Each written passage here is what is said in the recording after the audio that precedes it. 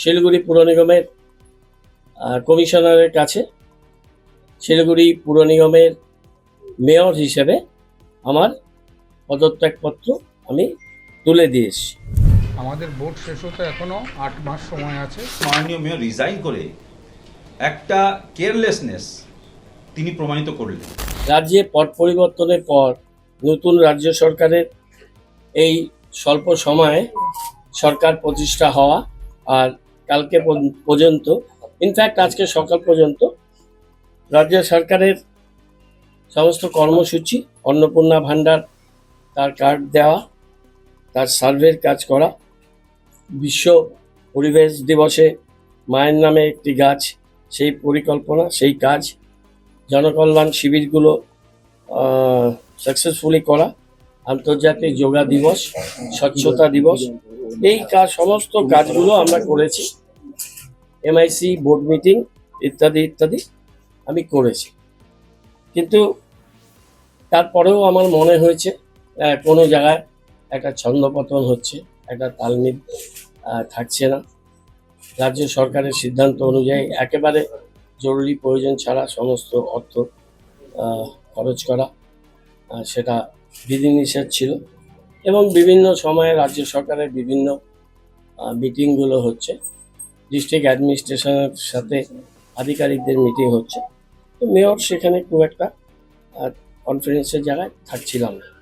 সব দেখে শুনে আমি 5 দশকের বেশি সময় ধরে রাজনীতিতে আছি। 5 বার আমি পুর নিগমের কাউন্সিলর, 2 বার আমি জিতেছি, বিধানসভায় মন্ত্রী হয়েছে 2 বার, তো অনেক দপ্তর আমি চালিয়েছি। আমি কোনো অসুয়া বা বিদ্বেষের মনোভাব নিয়ে আমি এই পদ ছাড়ছি না। নতুন রাজ্য সরকারের প্রতি শুভেচ্ছা থাকলো, তারা ভালো কাজ করুন। শিলিগুড়ি শহরের মাননীয় মেয়র উনি পদত্যাগ করেছেন। আজকে তার পদত্যাগপত্র শিলিগুড়ি কর্পোরেশনের কমিশনার সাহেব সেটা অ্যাকসেপ্ট করেছেন। এই মুহূর্তে আমরা একটা জিনিস বিশ্বাস করি যে শিলিগুড়ির মানুষ 2022 সালে আমাদেরকে বিপুল ভোটে জয়যুক্ত করেছিল নাগরিক পরিষেবা দেওয়ার জন্য। আমাদের ভোট শেষ হতে এখনও 8 মাস সময় আছে। আমরা এই বিশেষ মুহূর্তে, সামনে ডেঙ্গুর সময়, এই সময়টাতে ডেঙ্গু প্রত্যেকবার শিলিগুড়িতে ভীষণভাবে হয়। তারপরে বর্ষাকাল রয়েছে, দুর্গাপূজা, ছট পূজা, কালী পূজা রয়েছে। আমরা চাই মানুষ আমাদেরকে যেই সময়টুকুর জন্য নির্বাচিত করেছে, আমরা সেই ততটুকু সময় আমরা মানুষের সেবা করি এবং আমরা আমাদের নৈতিক যে আমাদের দায়িত্ব সেটা আমরা পালন করি। সেই লক্ষ্যে আমরা আমাদের আজকে বৈঠকে কাউন্সিলররা সর্বসম্মতভাবে দলীয় নেতা একজনকে আমরা মনোনীত করেছি এবং আগামী দিনে গভর্নমেন্ট কি নোটিফিকেশন করছে তার উপর আমরা ওয়েট করব, দেখে নিচ্ছি।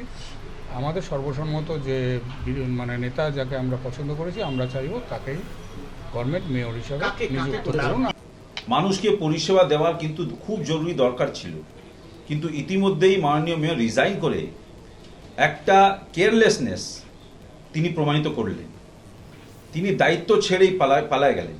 এটা পালানোর একটা যে কথা বলতে চাই, এ পালানোকে আমরা একটা দুর্ভাগ্যের মতন দেখছি।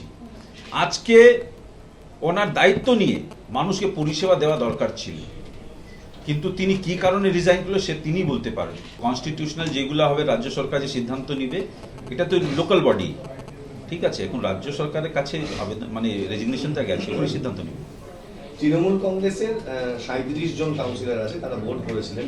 তাদের মধ্যে একটা অংশ বেরিয়ে গিয়ে যদি মেয়র করার প্রস্তাব দেয় কমিশনারকে, আপনারা সেটা মানবেন? দেখেন, আমরা তো কনস্টিটিউশনাল অ্যাবাইড পারসন, আমাদের পার্টিও কিন্তু সেই কনস্টিটিউশনাল আইনকে মেনেই চলে। সেটা কিন্তু রাজ্য সরকার দেখবে, আর যেগুলা সংবিধান অন্তর্ভুক্ত হবে, যেগুলা রাজ্য সরকার রাইটস আছে বা লোকাল বডিজ যে রাইটসগুলো হয়, সেভাবেই দেখা হবে।